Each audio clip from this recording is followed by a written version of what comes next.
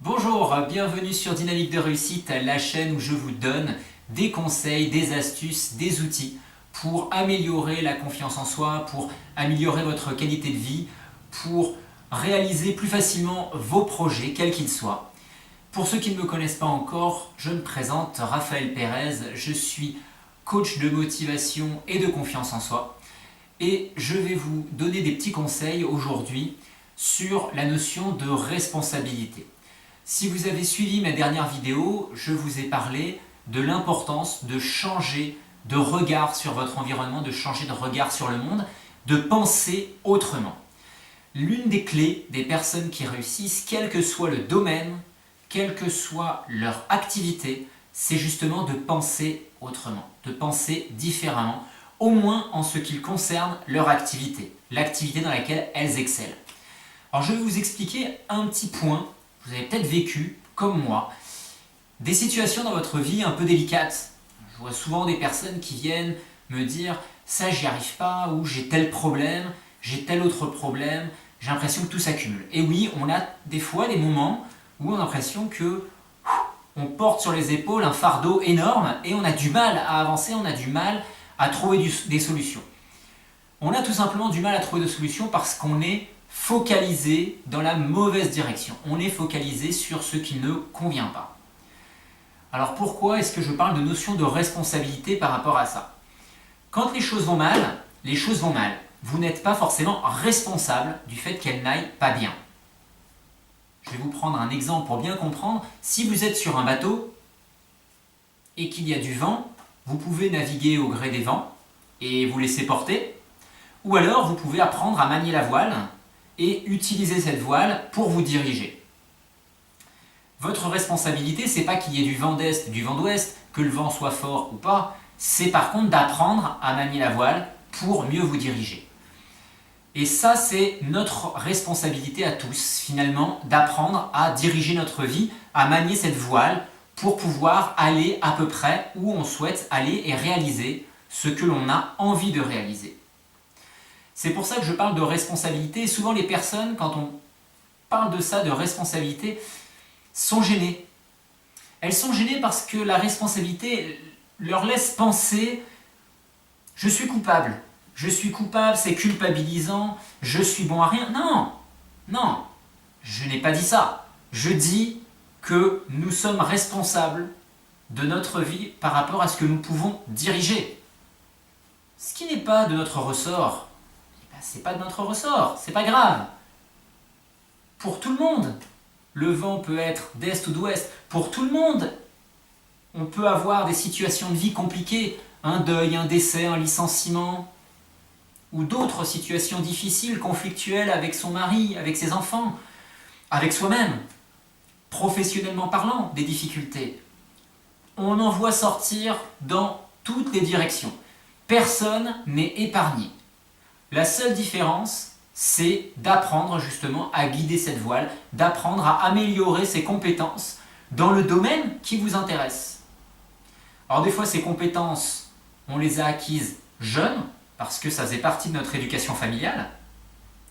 D'autres fois, c'est venu parce qu'on a vécu des événements traumatisants et qu'on a su réagir face à ces événements.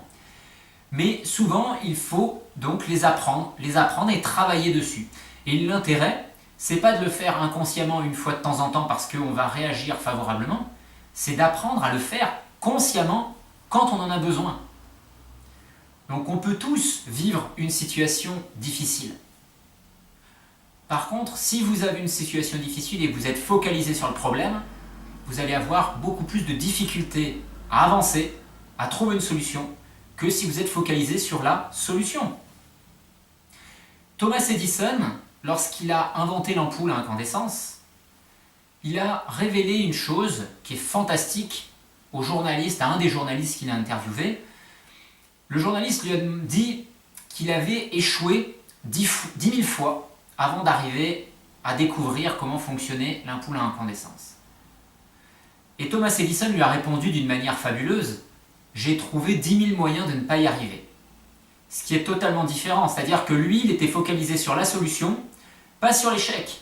Donc à chaque fois qu'il avait une situation où son ampoule ne s'allumait pas, où ça ne fonctionnait pas, c'était pour lui un panneau où là il marquait ça, ça ne fonctionne pas. Donc on cherche ailleurs, on cherche à faire autrement.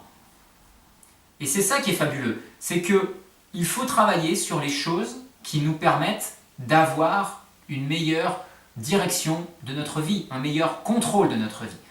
Et vous regardez dans tous les domaines.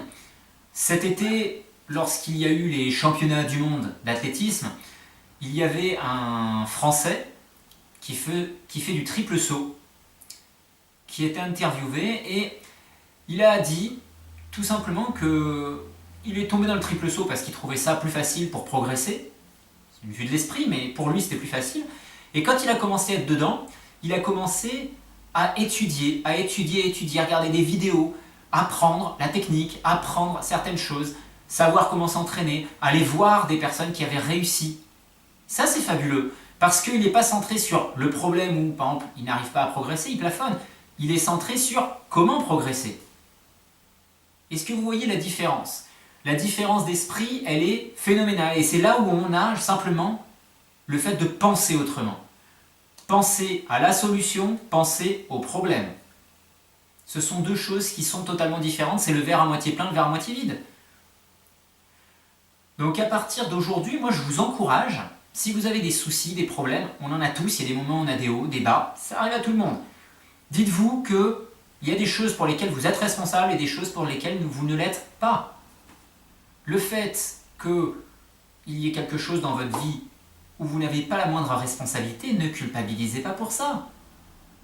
Par contre, si vous prenez un PV parce que vous êtes garé à un endroit où il ne faut pas être garé, vous n'avez pas mis d'argent dans le rodateur, est-ce qu'il faut s'énerver de prendre un PV? Si on se fait attraper en excès de vitesse, est-ce qu'il faut s'énerver contre les flics? Non. Il y a une règle, il y a une loi, on a joué avec, on a perdu, on a fait un excès, c'est notre faute. Donc c'est à nous, c'est notre propre responsabilité, c'est pas de dire on nous met trop de taxes. Ça nous agace, ça nous agace tous, mais c'est comme ça. Par contre, si vous avez une relation avec quelqu'un qui est pourri, est-ce qu'elle est pourrie parce que vous n'entretenez pas ce qu'il faut pour essayer de renforcer cette relation et de l'améliorer, ou est-ce qu'elle est pourrie parce que la personne qui est en face n'arrive pas à vous parler? Même si vous essayez de l'aborder de différentes manières, systématiquement ça ne fonctionne pas. Il y a des personnes comme ça, que j'appelle des personnes toxiques, quoi qu'on veuille, même si c'est des gens à qui on veut du bien, ce sont des personnes toxiques, et il est préférable de couper les ponts ou de les voir le moins souvent possible. Quelle est votre responsabilité? Perdez-vous beaucoup de temps dans votre journée à traîner sur un ordinateur, à regarder des choses, je vais dire entre guillemets inutiles, c'est pas qu'on n'a pas le droit de regarder des choses inutiles pour glander, mais si c'est tous les jours, ça pose problème. À regarder la télévision, des choses inutiles aussi, tout le temps. Ou alors, est-ce que, lorsque vous rencontrez un problème, vous essayez de trouver rapidement une solution, de vous dire, là, il faut que j'apprenne ça pour ne plus avoir affaire à ce problème, ou en tout cas, faire en sorte que ce problème à l'avenir, s'il survient, ce ne sera plus un problème puisque je saurai comment réagir. Donc changez votre perception, votre manière de réagir face à un problème, face à une situation. Le plus souvent, on est déçu, on n'est pas content parce que on a un ami qui nous avait promis qu'il ferait quelque chose. Ah oui, il nous a promis qu'il fait quelque chose. Mais malheureusement, il ne l'a pas fait, il n'a pas tenu. Et ce n'est pas de notre faute. Nous ne sommes pas responsables du fait qu'il n'ait pas tenu sa promesse.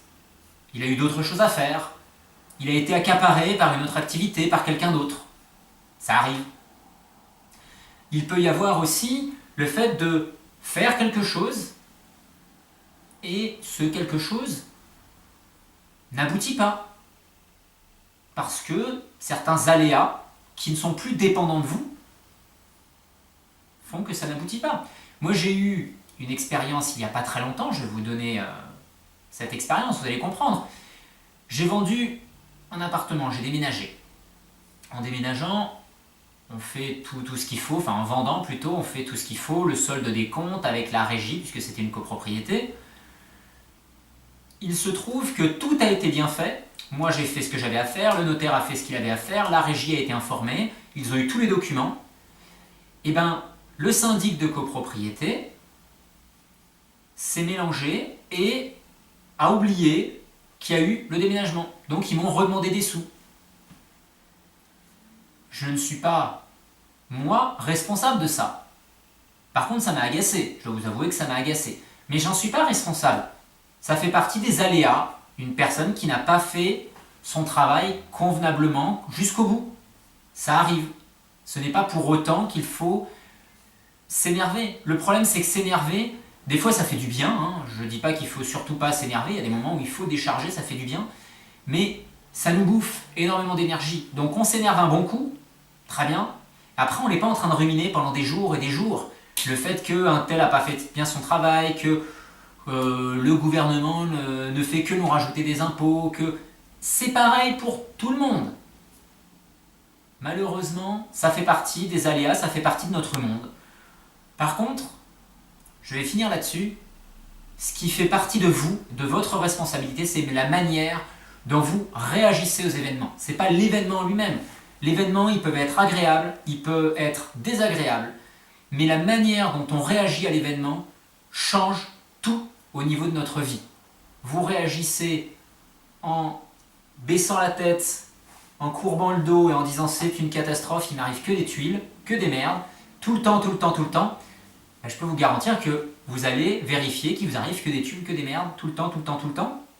Et surtout, quand vous en avez réglé une, eh ben, il y en a une autre qui va arriver, et puis peut-être 6 mois ou 1 an après, c'est peut-être la même tuile qui va de nouveau vous retomber dessus. Mais vous n'aurez pas appris à la gérer convenablement.